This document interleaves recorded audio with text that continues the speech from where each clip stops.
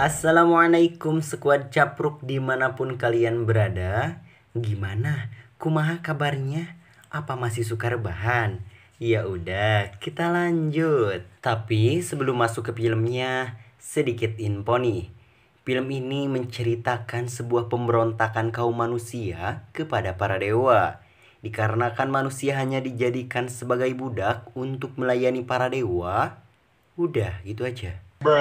Tanpa banyak spoiler di awal, langsung aja pasang posisi yang enak, kopi rokok, cemilan, sama cek kuotanya.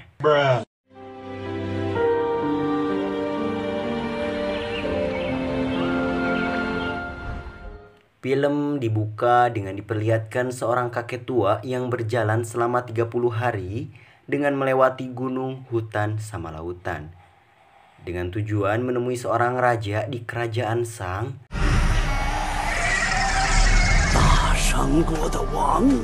Kemudian si kakek memberi pesan yang berasal dari surga untuk Raja Sang.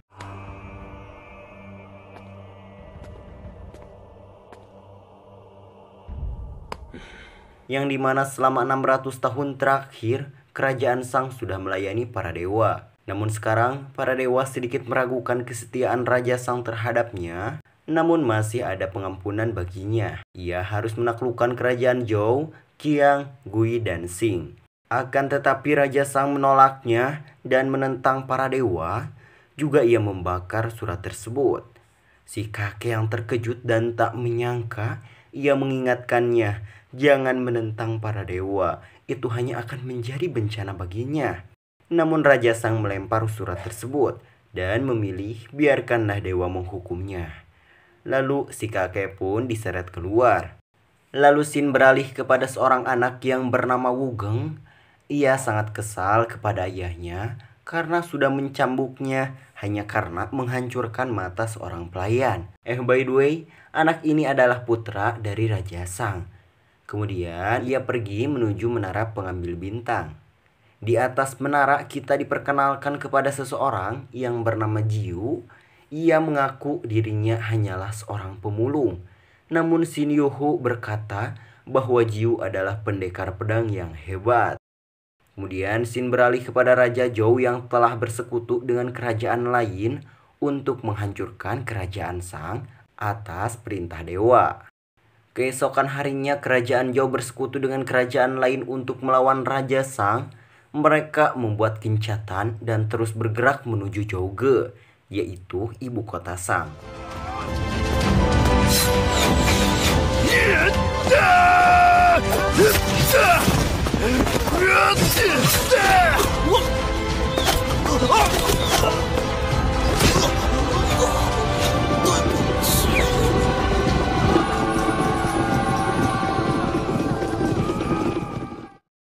Di dalam kota, para penduduk menyalahkan sang raja dan mengutuknya. Dan Wugeng yang menguping pembicaraan mereka, ia ketahuan dan dirundung untuk diadili. Gak ada bapaknya, anaknya pun jadi.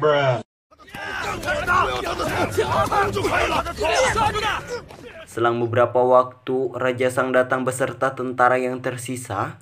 Di sana para penduduk segera bubar dan Wugeng disuruh untuk pergi menemui ibunya.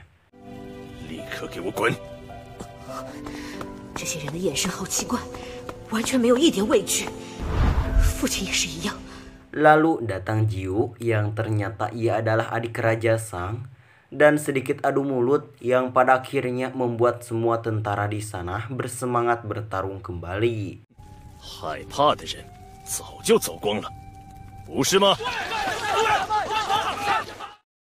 Kembali ke menara, Jiu bertanya kepada Xin Yuhu jika raja mati, apa dia akan ikut mati? Dan setelah itu, ia akan berusaha membantu sang kakak sebisanya. Kembali ke pertarungan, Raja Zhou sangat senang karena pasukan Raja Sang hanya tinggal beberapa saja. Dan di waktu itu, Raja Sang muncul kembali dan menyerang dengan pasukan yang tersisa.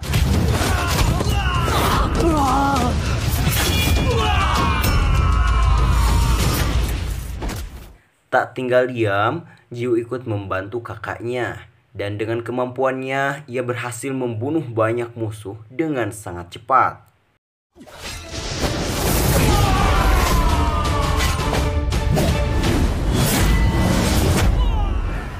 Ketika Raja Zhou akan bertindak, tiba-tiba muncul sang dewa yang bernama Dewa Tiankui.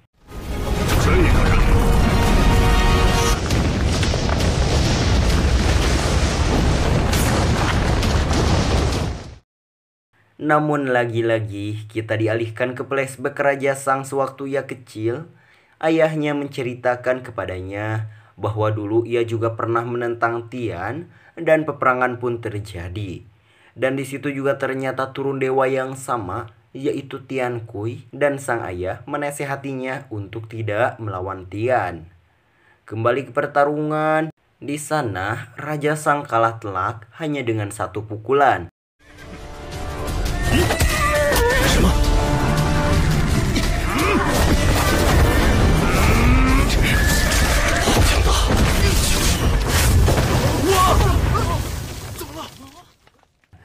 Kemudian si kakek yang memuji-muji Tiankui, ia diberitahunya kalau semua dewa tingkat atas ada di sana. Dan tiba-tiba gempa bumi terjadi. Lalu kita dialihkan kepada Xin Yuhu dan Wugeng yang bertanya, monster apa itu? Lalu ibundanya menjelaskan kalau itu adalah naga. Dan naga itu hanya bisa diperintah oleh Sang Tian, yaitu Raja para Dewa. Dan kemungkinan alasan Tian datang adalah karena Raja Sang. Lalu Xin Yuhu memberikan sesuatu yang bisa melihat pertarungan di luar sana. Dan juga ia menjelaskan kalau dirinya adalah salah satu dewa yang jatuh cinta pada manusia. Dan semua itu adalah rahasia yang super ketat. Lalu kita kembali ke medan perang. Di sana semua orang sangat tercengang melihat naga itu beserta 5 dewa lainnya. Dan para dewa menyebut manusia hanyalah monyet yang bebas diperlakukan sesukanya. Kemudian Dewa Racun turun dan menyerang prajurit Raja Sang.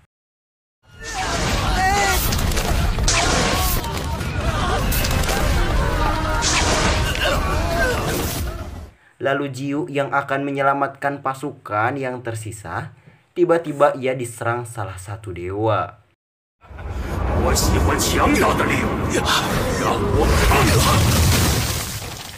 Kembali ke Dewa Racun, ketika akan membunuh salah satu prajurit lagi, tiba-tiba Raja Sang muncul dan memotong tangannya.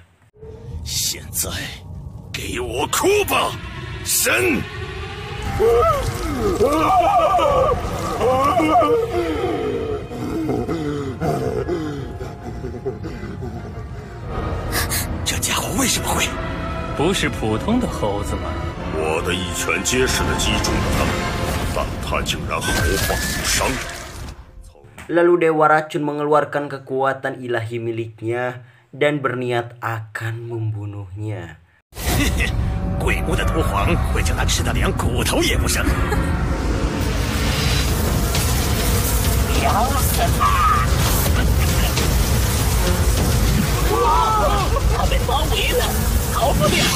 Akan tetapi, Raja Sang bukanlah seseorang yang bisa ia bayangkan. Lalu ia kembali menyerang dan menyiksanya. Ya, lagi seru-serunya malah bersambung. Besok kita lanjut lagi ya. Jangan lupa di like, komen, di share juga, dan di subscribe juga. See you next video. Bye-bye.